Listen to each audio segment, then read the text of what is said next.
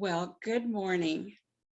It's good to see every one of you on this beautiful Sunday morning. It's a different world today, and I'm glad to be here with you. I hope you're glad to be here too. So let's open with a prayer. I open this service with a prayer, and I open this prayer with what I know to be the most potent words I can speak. Thank you. And this morning, thank you seems so much deeper in meaning when we consider our freedoms here at home. And we try to imagine the confusion and fear our brothers and sisters in the Ukraine face. Thank you, Spirit, for reminding them that we hold them close in prayer and know that within them is strength, resolve, and the stamina to overcome the appearance of upheaval and invasion. Thank you for protecting the people of the Ukraine from violence and warfare. Thank you for comforting their hearts and minds in fear and uncertainty. Thank you for reminding the leaders of the Ukraine and Russia of the truth of oneness and that all are brothers and sisters. Thank you for the power of God's peace as it rises up in the people of the Ukraine. Thank you for the people's insistent call for no war, no violence. And thank you for leaders that hear their voices. Thank you for all those around the world who join us in lifting our hearts and our prayers to remember that even in the darkness, the light of God is present, awaiting our recognition. Thank you for peace. And continuing in this gratefulness, I recognize that there is only one God, one Father, Mother, Parent, Creator of the one life, known by many names, but still only one. That life is perfect, complete, and divine. It is my life now and the life of all people, all animals, all nature, everyone here, out there, over there, and everywhere, all united as one family. So faithfully and fondly from this place of recognition, we open our hearts and minds here this morning to learn the principles that form the foundation of our faith, and we trust what we know is true of spirit within us, today, tomorrow, eternally, and so it is. Amen. All right. Well, how is everybody this 9th Sunday of 2022? Are we still being brave? Doesn't it seem like it's easier to be brave when we consider everything that's going on everywhere? Our speaker this morning is our own Rev Carolyn Harvill, and how perfect that she's going to be talking about fear and love. As is my custom, I open my morning prayers and light the candle behind me to welcome the day and to welcome Spirit to our service so that Spirit can welcome you, so that that light that is bright reminds you of the intelligence of Spirit everywhere, and its warmth reminds you of the love of Spirit that is everywhere.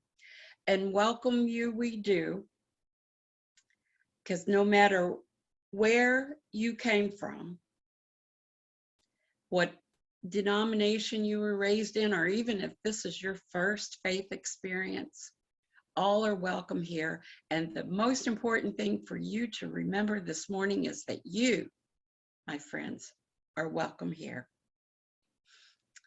All right, join me in saying our mission statement, if you would. To teach personal transformation as a virtual community, living the principles of science of mind and celebrating all paths to God. And our vision statement, a world that honors and respects all people. Yes. And now our opening song, Blessed by Denise Rosier.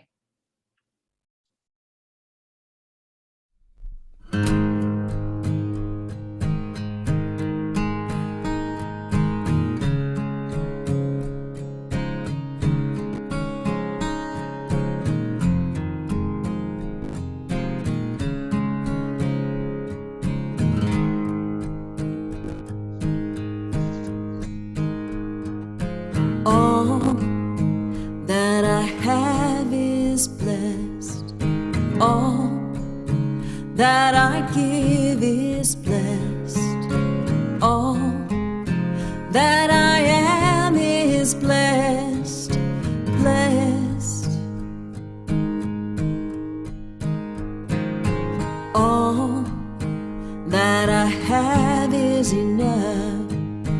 All that I give is enough. All that I am is enough. Blessed. Thankful, so thankful.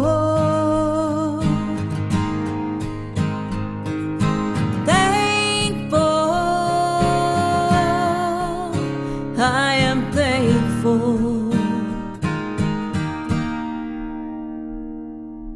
All that I have is blessed. All that I give is blessed. All that I am is blessed, blessed. All that I have is enough. All that I give is enough. All that I am is enough. Blessed. Thankful, so thankful.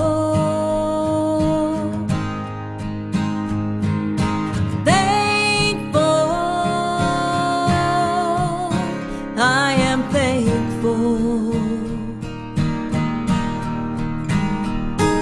And now let's spend a little bit of time in gratitude right there where you are. Tell us what your blessings are this week. What are you thankful for? My family, my friends, people singing with me. We are so thankful.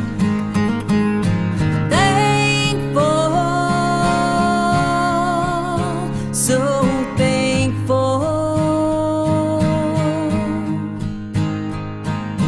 Thankful. I am thankful. All that I have is blessed. All that I have is blessed. All that I give is blessed. All that I am is blessed, blessed. All that I have is enough. All that I have is enough. All that I give is enough. All that I am is enough. Blessed. I am blessed. I am blessed.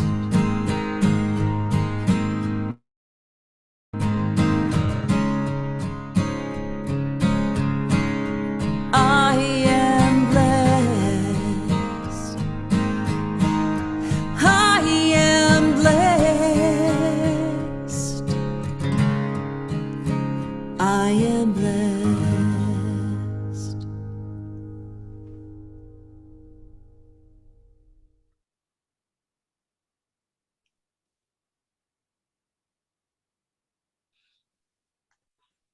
I give to the world my love, trust, and joy. Welcome, our practitioner of the week for our spiritual reading and meditation time, Tammy Seppenfield. Thank you, Pat. Thank you.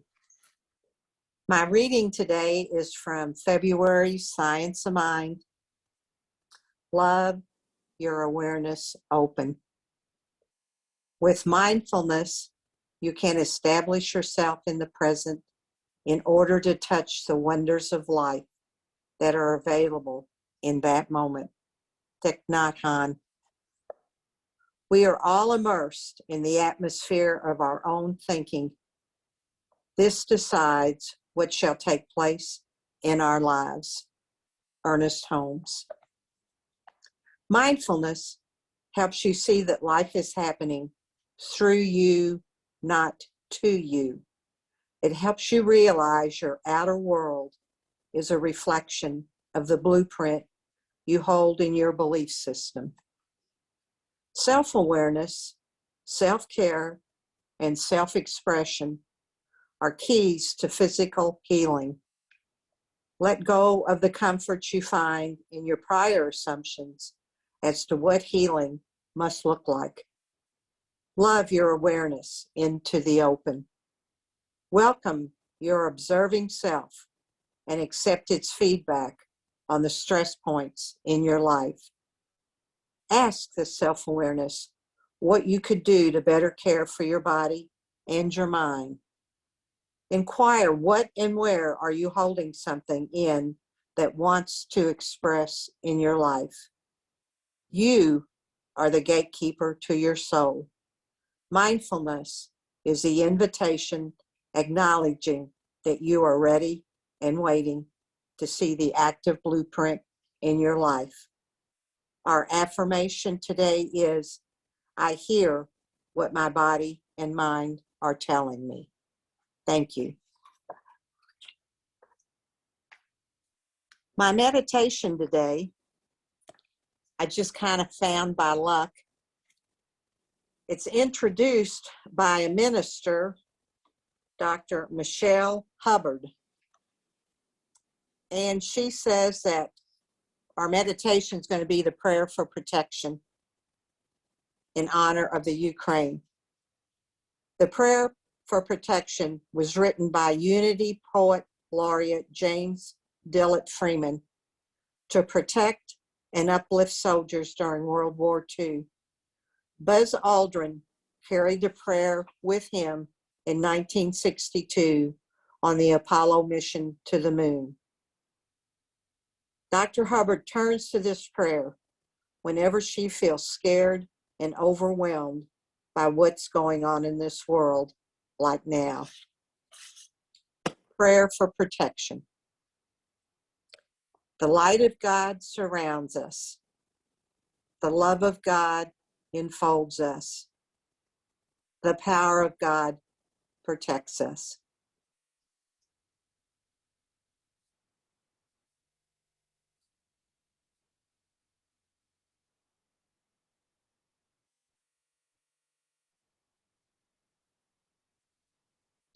The presence of God watches over us.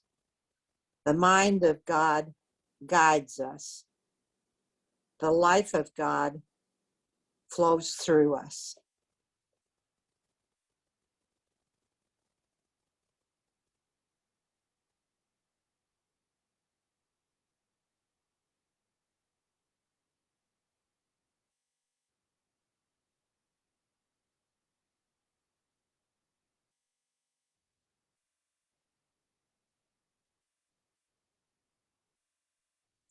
The laws of God direct us. The power of God abides within us.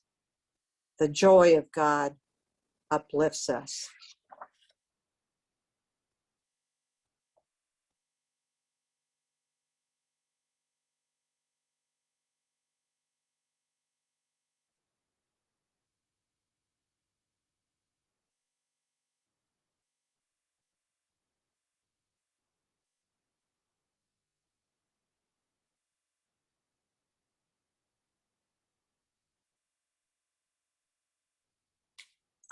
The strength of God renews us. The beauty of God inspires us. Please remember, wherever we are, God is. And I send such prayers and love, as do we all, to the people of the Ukraine. It is almost unbelievable in my heart, but we will soldier on. Thank you, and namaste.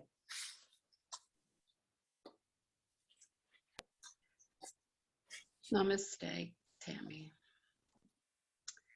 Our special music for the day, selected by Reverend Carolyn, is Good to Be Home Again by Timo. I think that's the way you say his name. Here we go.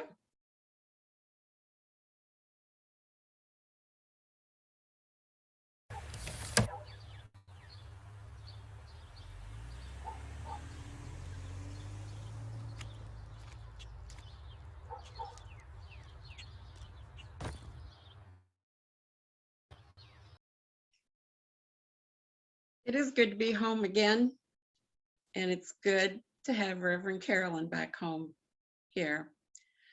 When the study group that Vicki Jeter came here and formed way back when began to be interested in hiring a minister to become a church, Vicki suggested that we take a look at a friend of hers in Texas. So she gave us some background, and we called up her friend, asked her to come here and talk to us, and she did. And easily, we decided that this new reverend, who we quickly began to call Carolyn, would be our founding minister as we grew from that study group into this center. And for over a decade, through all our ups and downs and trials and tribulations, she remained our minister until an unexpected health issue forced her to step away and go on an incredible healing journey with her amazingly brave daughter, Tracy. That journey led her back to good health and led her back to us in the form of a guest speaker with a wonderfully warm, loving voice and face that we recognize. It has been a long time since we have heard her speak, and I'll bet each one of you is as excited as I am to hear what she has brought to share with us today. So join me in welcoming our own founding minister emeritus, Reverend Carolyn Harvill. Thank you. Thank you for the applause that I wish I could hear. And thank you for having me back. It is such a privilege to be here this morning. It is such a poignant moment for me. I didn't know what Pat was going to say, and she started reminding me, and I thought, oh goodness, I can't go down that road, not right now. I have a talk to give. I hope that you enjoyed the song that was played. When we first started talking about the theme for the month, Living in Everyday Wonder, I happened upon that song. I didn't know that in Facebook, if you have a video that someone sends you, that then it can roll into other videos, and they'll show you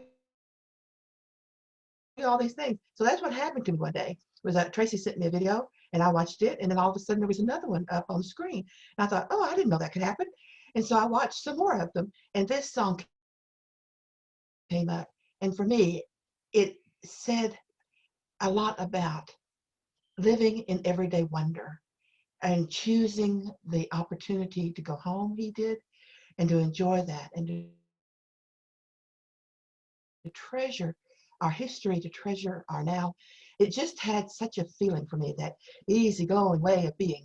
And I just really hope that you enjoyed that and felt some of that as well. All right, in the theme of living everyday wonder, what is it that keeps us from doing it as much as we would like to? What is one thing that, there's lots of things, but what is one thing that really keeps us from living in everyday wonder? And it's fear. We all have our own set of fears, and we all have a large set. I would love to hear from somebody that said, oh, no, I'm afraid of anything. Right. Sometimes you might call it anxiety. You might call it, yeah, I have to do a negative result or reaction to it. But fear, no, we all have our fears, whether it's something as simple as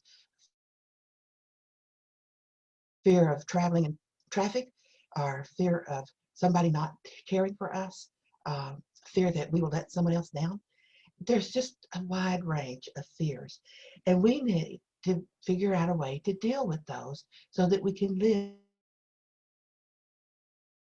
in everyday wonder. Bernie, I'm going to start with the first quote.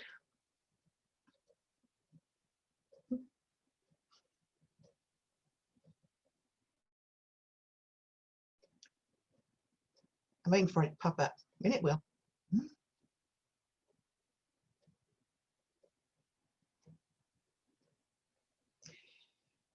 We release fear through the cultivation of faith, a faith founded on the thought that God is all there is.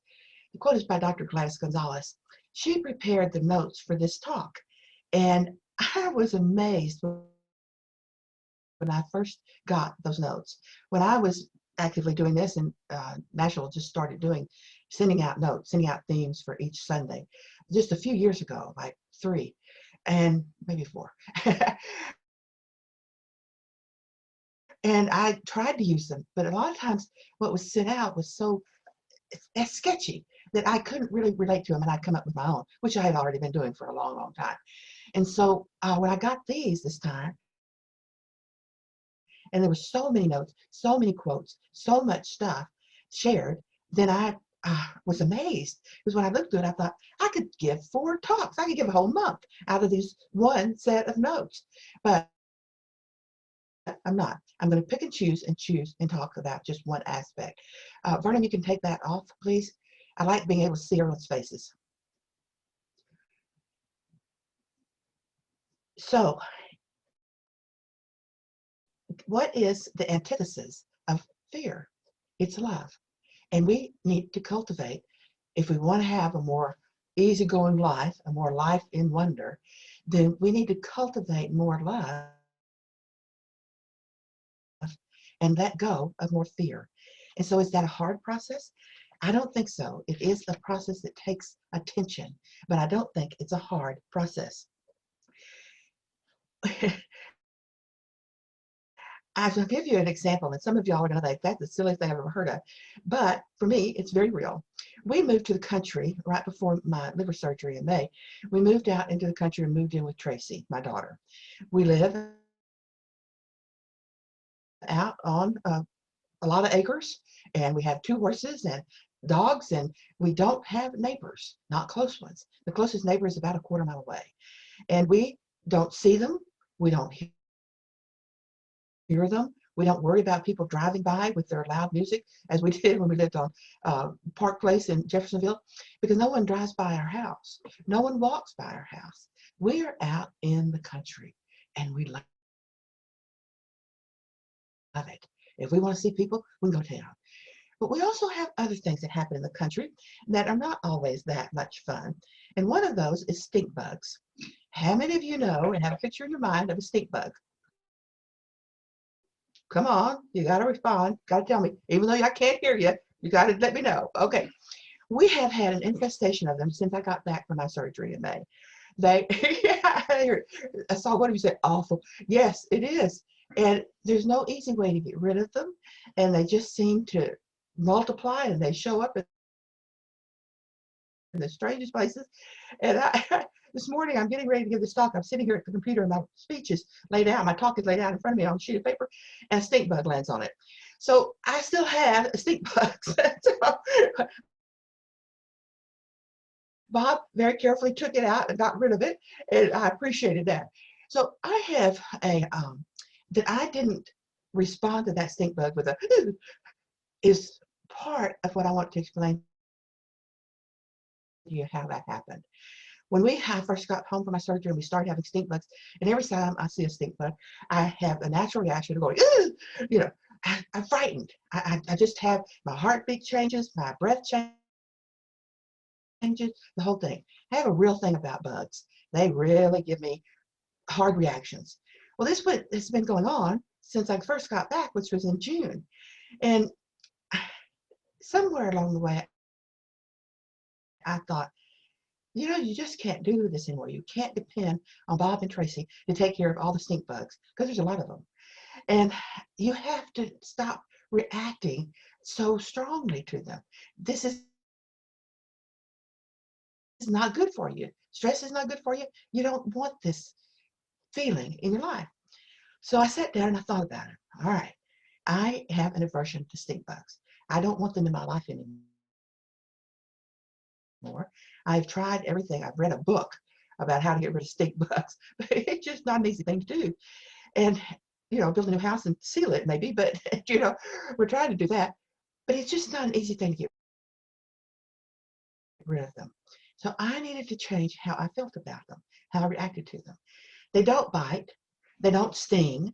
They don't run away from you. They fly away from you sometimes, but they don't really run away from you. So when you see one, it's easy to go get a paper towel, pick it up, take it into the bathroom and flush it. And that's what we do. And we also have a bucket that we put water in and we drop them in there. You don't want to step on them, because if you do, you get the smell. If you put them in water, then you still get the smell, but you can cover it and minimize that impact on your surroundings. So I thought, well, okay, there's not really anything to really get that reaction from me, except I don't like stink bugs. I don't like any kind of bug. I never have. Even as a young child, I would be reacting to them very strongly. I don't know how it started. I don't know when it started, but I know it started when I was a child. So they can't hurt me. And I reminded myself of who I am. I am spirit. I am part of the whole. I can take and make changes and choices in my life. I have the power to change how I feel and think about something. That is who I am. There's only one spirit, and that spirit is in me. It is me. And that spirit has all of the energy, whether it's energy of fright or energy of love. It's all one energy. And that one energy is thought. How do I think about things? What do I put out there? What do I reinforce over and over and over again? And so I wanted to no longer reinforce fear about bugs. I no longer wanted to reinforce my reaction to them. I wanted it to be different.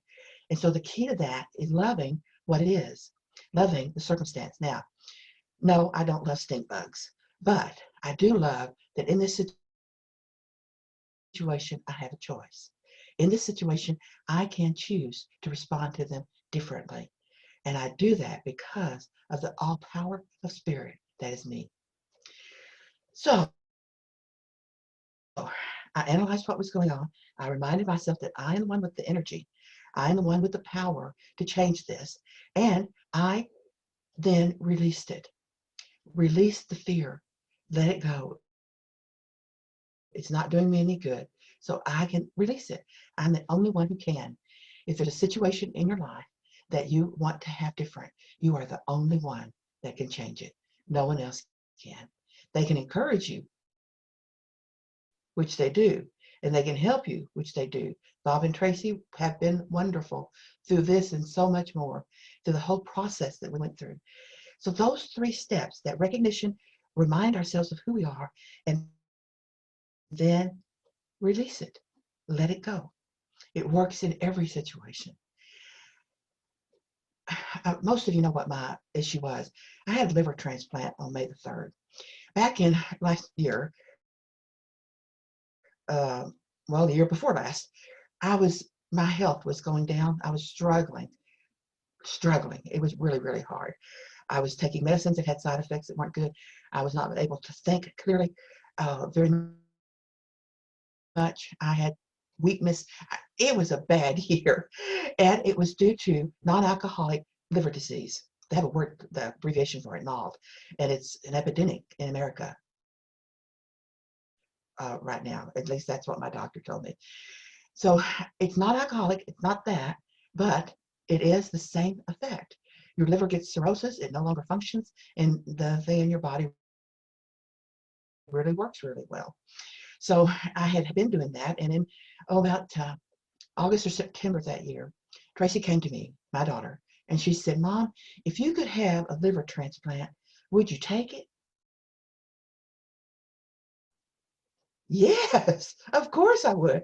But Tracy, I'm 75. I don't think they do liver transplants on people who are 75. And besides that, to get on a list, I'm going to be at the bottom. I'm not, I'm just not going to be one that they're going to choose, if no other reason than my age. She said, "Yes, but maybe I can be a donor." And that really, her willingness to give me 60% of her liver and to go through all that was just overwhelming. And I was just awestruck that she would even consider it. But we talked about it and we said, okay, we'll try. I said, "Tracy, if you are willing to do this and you want to do this, I will do my best to do it." And so we started finding out what liver hospitals there were. And Tracy found the top 3 in America. One of them is in Cleveland. And so that's where we went. It's about a 7-hour drive. We've made a number of trips there. And so the first trip came in the last of September, 1st of October, for them to interview me and test me and see if my body was strong enough to deal with the surgery. And so through that process of being prodded and poked and pictured in different ways, ultrasounds and MRIs and, you name it, we got it. And I got it. And then it was go home and wait to see what they think, what were the results, and did they think I could do it? Well, they thought I might be able to do it, but they needed to test a couple more things. And so back to Cleveland we went, and they tested a couple of more things. And then they had to wait for the approval of this person or that. They only meet once a week to look at liver transplant applicants. And if we missed the Wednesday for some reason, then we're down to the next one. And then in that next one, they might find something else. Through the whole process, it was very frustrating. But I was striving to be as calm as I could be and not move into fear. Tracy would remind me when I was starting to get a little anxious.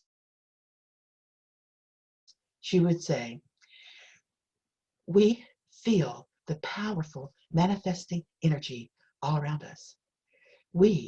I direct the powerful manifesting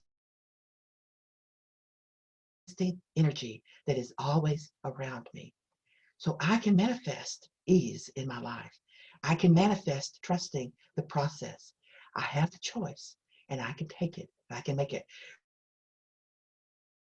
I cannot tell you how many times I would start down the road of, and Tracy would say, "We are surrounded by a powerful manifesting energy, and we direct that energy." And so I would think calm thoughts. I would let it go and trust the process.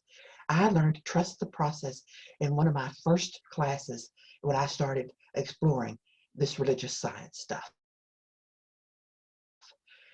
Trust the process. The process is spirit. Trust spirit. And so we did. And so on May the 3rd, I had liver transplant. I never looked at a picture of what happens in the hospital room. The operating room, I never wanted to know the details. I never wanted to have any images of what they were going to do. I knew that it would last 10 to 12 hours. I'd be under 10 to 12 hours. And I was right at 12. And the only thing I do remember is Dr. Tiago, my lead surgeon, saying to me, "It takes so long because we had to find every teeny tiny blood vessel, and we had to fix every teeny tiny blood vessel." She made me laugh then, and it still makes me laugh. But that's what I would think about, was they have to take a long time to find every teeny tiny blood vessel. But it was a success. It was hard in recovery. It still is. I'm not 100%, but I'm a whole lot better than I was for a long time. And I just keep trucking and living life in wonder that I am here living life. So I wanted to share with you a couple of examples of how you can take this and use this to change the things that are bringing you stress and fear in your life. Do you get it 100%? No. Do I still every once in a while come across a stink bug and go, yes, but not very often, not anymore. And do I take care of them myself? Yes. I go and pick them up and throw them away and get rid of them. And in my liver transplant, that whole process, there were times when I got into the, but I kept reminding myself of the powerful manifesting energy. And I kept reminding myself that all those doctors and all those nurses that were punching and poking and pulling blood and giving, that they were all there to help me. And so that got me through it and got me into the other part. I wanted to also share another mantra that I used during that process. I am a powerful being creating a positive outcome. I am a powerful being creating a positive outcome, as we each are. And that powerful outcome is our choice. We can choose what it's going to be. Everybody that's ever studied speaking knows that you're supposed to open with something light and then tell them what you're going to tell them, and then tell them, and then tell them what you told them, and that's it. Well, I'm going to reverse it. I'm going to tell you a joke at the end. A mom asked her young daughter after Sunday school one morning, honey, what did y'all talk about this morning? She said, don't be scared. You'll get your quilt. Don't be scared. You'll get your quilt. Okay, Mom said, oh, that's great. Later on, she ran into the teacher that taught that class. She said, what was the theme that morning? She said, be not afraid. Your comforter is near. Be not afraid. Your comforter is near. I actually got some laughs out of that. Thank you for rewarding me with your laughs. That's great. Okay. One other thing I wanted to mention, and we already mentioned it earlier, take pauses. Remind yourself of who you are. Remind yourself of who Spirit is and how it all works together. Whether it's minutes, seconds, hours, whatever it is, remind yourself of the truth of your being. Now, they told me I had to close with prayer. So, now, I don't pray using the 5 steps the way I used to. I'm so thankful for those 5 steps because they brought me to an understanding of what it is to stand in the presence of Spirit and to express myself and Spirit. And so I'm so thankful for that, but I've gotten to the point where I just relax into the presence and knowing that I am in that presence. So I invite you to just go with me to that place. I invite you to take a deep breath because that is a way to bring our awareness in. It's a way to calm our breathing, calm our minds. And just breathe and relax.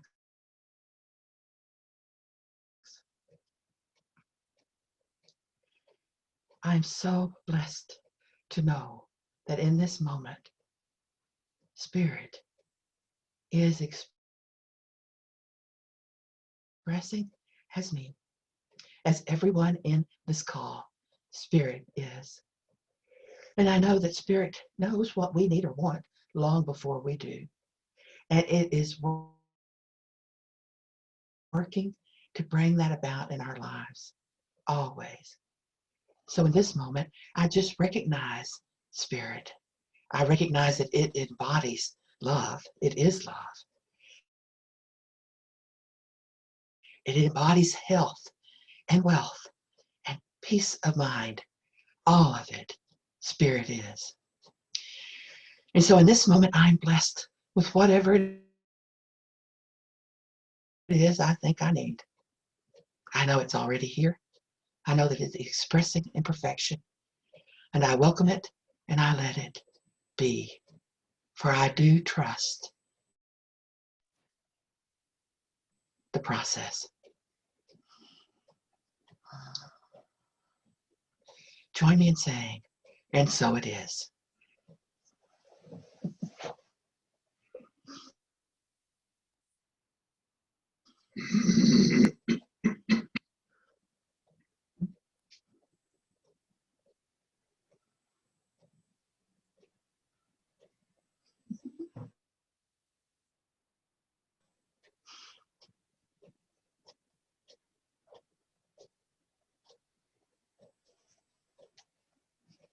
Thank you, Reverend Carolyn, for sharing your wonderful journey with us.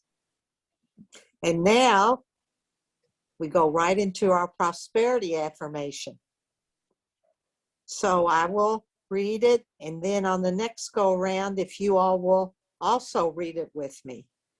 All of the ways you can donate to our wonderful center are listed out in the chat room. Our prosperity affirmation: with the heart of a child, I accept my good. Thank you. And now, if you'll read with me, please. With the heart of a child, I accept my good. Thank you. And now to Pat for our blessing. I receive your generosity, and we put it to good use. And I know that there's one God and one life and one supply. And I say thank you for being the light from within that halos our talents, time, and treasure, and causes us to understand that the flow of all three from us is the same flow that circles back to us multiplied. We are grateful to be blessed in this manner, both individually and as a center. Blessing the gift and the giver, I offer these words to the law that only says yes, and I release them there to become evident. And so it is. And so it is.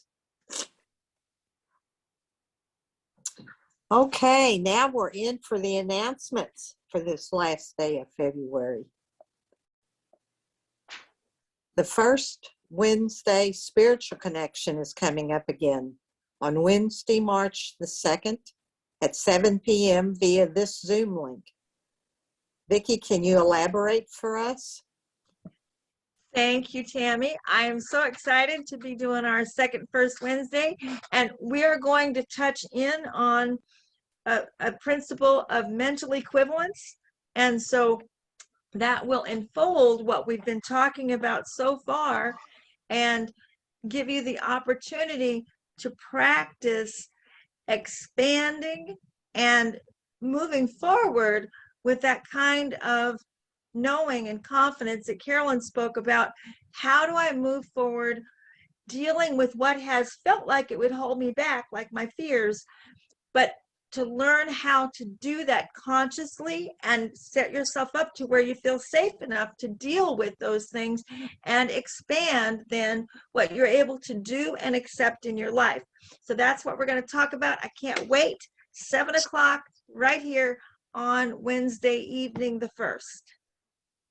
Thank you, Vicki. Our men's group, 6:30 p.m. via Zoom, this link, Thursday, March 3rd. March 17th. Visioning. Oh, I'm first, sorry. What? I'm so sorry. March 3rd is correct. Oh, okay. Visioning the first Saturday, March 5th, 45 minutes via Telebridge only, no Zoom. See number and access code on the screen. Our guest speaker for next week, March 6th, is Vicki Jeter, playing Twister with God. Boy, what a line. That sounds like a very interesting talk, Vicki. Reverend Jesse, his class, The Sacred and the Profane, book study via Zoom, starts on March the 7th, and it goes on to the 14th, 21st, and 28th. So 4 classes. Our early bird time is gone, so the cost would be $129. It starts on Monday at 6 p.m. Mountain Time. So remember, that is 8 o'clock our time. All right. So anyway, one of the most important thoughts for today. Remember, you are magnificent. Believe it. Thank you. Thank And you, our Tammy. closing song. Our closing song is Michael Gott, I Release and I Let Go. I'm going to miss him. Look at us, Michael.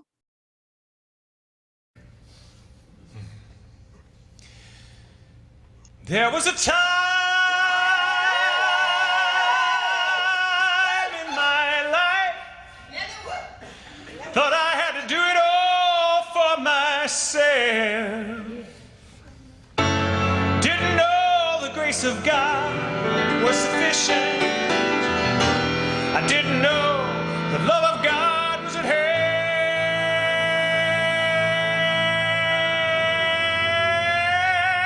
But now I can say, if you are discouraged, struggling just to make it through another day, gotta let it go. Gotta let it all go. Are you listening? You got to let it all go. And this is what you have to say. I release and I let go. Let the Spirit run my life. And my heart is open wide. Yes, I'm only here for God. No more struggle, no more strife. With my faith, I see the light. I am free in the Spirit. Yes, I'm only here for God. Oh, I release and I let go. Let the Spirit run my life, and my heart is open. Yes, I'm only here for God. No more struggle, no more strife. With my faith, I see the light. I am free in the Spirit. Yes, I'm only here for God. Oh, I release. I let go. Let the Spirit run my life. And my heart is open wide. Yes, I'm only here for God. No more struggle, no more strife. With my faith, I see the light. I am free in the Spirit. Yes, I'm only here for God. Oh, I am free in the Spirit. Do you want to be free? Then let me hear you say yes. Yes, I'm only here for God.